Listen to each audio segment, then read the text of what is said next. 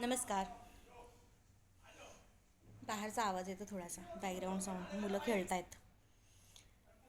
तर मागच्या आठवड्यामध्ये एक इन्सिडेंट तुम्हाला आठवत असेल.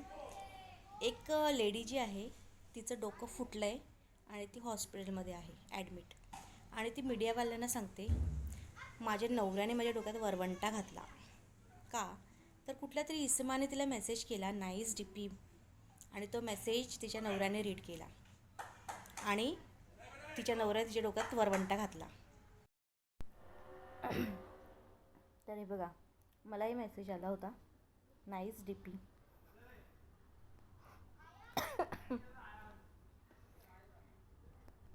एखाद्या चांगल्या गोष्टीचं खरंच कौतुक करावं, पण हे बायली चाळे कोणी करायला सांगितलेत? आता माझ्या मिस्टरांना माहिती आहे की ही एखाद्याचं डोकं फोडेल, पण असली असली चाळी नका करू हो. अशी चीप गोष्टी नाही आवडत, सगळ्यांनाच नाही आवडत. 20पैकी एखादीला आवडत असेल, पण सगळ्यांना नाही आवडत. ही गोष्ट लक्षात ठेवा. Bye bye.